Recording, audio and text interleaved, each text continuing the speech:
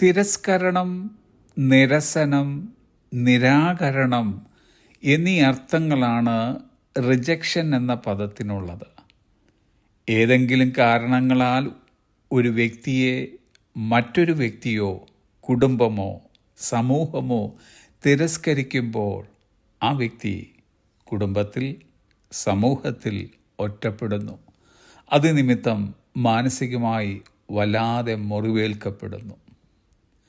ഒരു വ്യക്തിയുടെ നിലപാടുകൾ നിമിത്തമോ വർണ്ണവർഗ വിവേചനം നിമിത്തമോ വിശ്വാസ പ്രമാണത്തിൻ്റെ പേരിലോ റിജക്ഷൻ അഥവാ തിരസ്കരണം അനുഭവിക്കാം.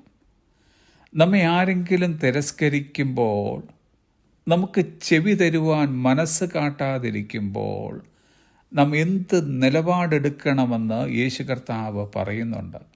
മർക്കോസിൻ്റെ സുവിശേഷം 6-ാം അധ്യായം 11-ാം വാക്യം. ആരെങ്കിലും നിങ്ങളെ കൈക്കൊള്ളാതെയും നിങ്ങളുടെ വാക്ക് കേൾക്കാതെയും ഇരുന്നാൽ അവിടം വിട്ടു പോകുമ്പോൾ നിങ്ങളുടെ കാലിലെ പൊടി അവർക്ക് സാക്ഷ്യത്തിനായി ഷേക്ക് ഇറ്റ് ഓഫ്, കുടഞ്ഞു കളവീൻ. നാം തിരസ്കരണത്തെ നേരിടുമ്പോൾ നമ്മുടെ മുമ്പിൽ 2 തിരഞ്ഞെടുപ്പുകൾ മാത്രം. ഒന്ന്, നമ്മുടെ ആത്മവിശ്വാസത്തെയും ആത്മാഭിമാനത്തെയും ബാധിക്കുവാൻ അതിനെ അനുവദിക്കുക. 2, shake it off and move on, കുടഞ്ഞു കളഞ്ഞ് മുൻപോട്ട് പോകുക. ഇവിടെ യേശു കർത്താവ് സംസാരിക്കുന്നത് സത്യം മനസ്സിലാകാത്ത നിഷ്കപടമായ മനസ്സുകൾ ഉള്ളവരെക്കുറിച്ചല്ല, മറിച്ച് സത്യത്തെ നിരാകരിക്കുന്ന അഹങ്കാരമുള്ള മനസ്സുകളെക്കുറിച്ചാണ്.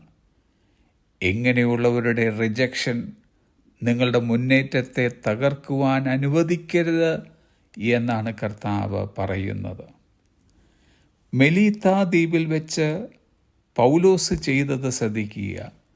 അവൻ കുറേ വിറക് പെറുക്കി തീയിലിട്ടപ്പോൾ ഒരു അണലി ചൂട് നിമിത്തം പുറപ്പെട്ട പൗലോസിൻ്റെ കൈക്ക് പറ്റിയപ്പോൾ ആ ദ്വീപിലെ ബർബരന്മാർ പറഞ്ഞു, ഈ മനുഷ്യൻ കൊലപാതകൻ.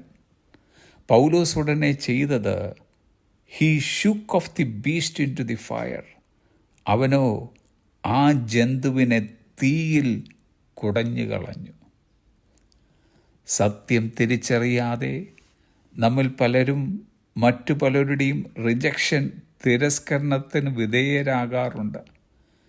അങ്ങനെ ആരെങ്കിലും ഏതെങ്കിലും കാരണത്താൽ ആരിൽ നിന്നെങ്കിലും റിജക്ഷൻ അനുഭവിക്കുന്നുണ്ടെങ്കിൽ ഷേക്ക് ഇറ്റ് ഓഫ്, അതിനെ കുടഞ്ഞു കളവി. ആരൊക്കെ നമ്മെ തിരസ്കരിച്ചാലും നിരസിച്ചാലും നിരാകരിച്ചാലും നമ്മെ ചേർത്ത് നിർത്തുന്ന ഒരു യേശു കർത്താവ് നമുക്കുള്ളതിൽ സന്തോഷിക്കുക. Have a blessed day.